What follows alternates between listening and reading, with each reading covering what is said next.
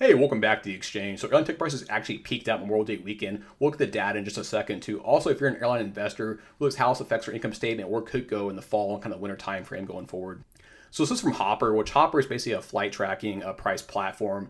What you see right here, this graph is for a good deal round trip domestic airfare. Basically saying, hey, you buy the 6 weeks or 2 months early, you're kind of getting that good deal overall. Kind of what's that good price point? This is not last minute travel. It's not like hey night before, day before kind of travel, but it's looking at overall domestic airfares. Which notice here in the purple line says 2022 is to date. It actually spiked out in roughly a Memorial Day weekend or so.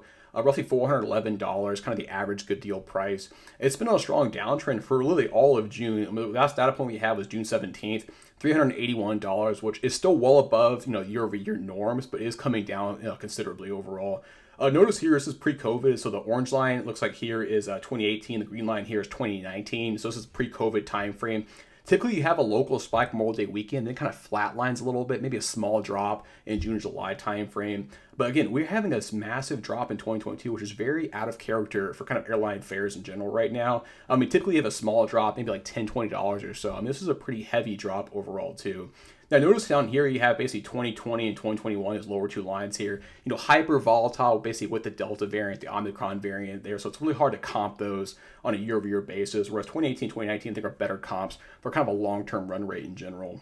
So really, I think the important part, both for a consumer and investor in airlines, is really what we're seeing right now is true demand destruction. So this massive drop we're seeing in June is showing, hey, we're basically reached that ceiling where either they can't afford it or people don't want to afford it, and these kind of these higher fares overall. Now the question really is how far are we actually going to drop to, and that's one we don't quite know yet. I mean, it wouldn't shock me to see this drop basically over the course of the summer time frame. Now there will be a spike up in the November, December time frame. We kind of already know that. Now if I had to guess, I'd say that spike up is going to be less than the actual May kind of spike up we have here. I think that's probably the local kind of peak for the year itself. Now we'll see how 2023 goes, and we'll see how kind of recession fears and consumer inflation fears and everything else play out though too. But again, I think it's very positive for consumers overall, and it also shows airlines, hey, there is an actual cap on demand itself. There's a point where the prices and versus demand is just not worth it for the airlines for long-term profitability.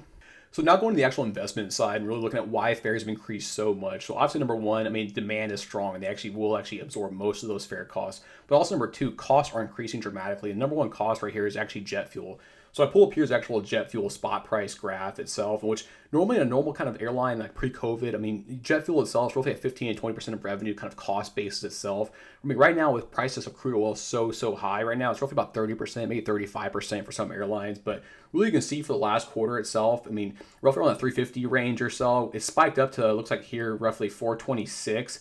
It spiked down a little bit now. Right now it's roughly at 414. So we're playing basically right above that kind of 4 level kind of price target itself per gallon for jet fuel. So if we actually go to the actual, this is American Airlines actual kind of average fuel price, what they priced in their actual financial models themselves. They were assuming roughly for this quarter itself, which is March 1st to June 30th itself, 392 to 397 kind of average fuel price, which if you look at the actual graph itself, they're probably, if they average out, probably right above or maybe right at $4 itself. So if I had to assume, I'd assume they're probably in the high end of this price range itself. But look at the actual revenue side. I mean, they're assuming a 13% increase in revenue versus 2019, so pre-COVID timeframe. So the revenue growth rate is very strong. So if I had to guess, I'd say, hey, the revenue growth rate or revenue expectations are probably the high side on this actual target here, but the cost side, I would say probably on the high side there too. So basically if a high revenue kind of overall beat, probably have a high cost beat as well too, which is kind of a mix or kind of a wash for the overall stock price and overall earnings per share.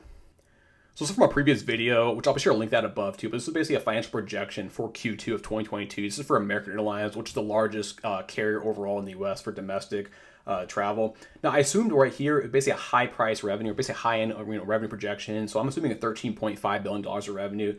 Now cost side for aircraft fuel, which is by far the largest expense, roughly like 35% or so of their actual revenue base is actually absorbed by fuel costs. I assume a very high side for that as well too. So I'm assuming $4.6 billion roughly. Now, given all this actual expenses and everything else too, I'm saying, hey, they're basically going to be slightly profitable, which is kind of surprising because you think, hey, crude oil is, hyperinflation, out of control, etc. Airlines right now actually doing pretty well overall too, because up to this point, consumers have actually absorbed most of the actual cost increases. Now, this might change in Q3, maybe in Q4 too. Basically, if crude oil stays very high and basically consumer demand actually does drop overall too, which will drop prices according to the algorithms and everything else too. So we'll see. Hey, I think overall Q2 they should have a very strong, basically a strong earnings report. But the really big question now is long-term recessionary fears and Q3 and Q4, how those do with consumer demand.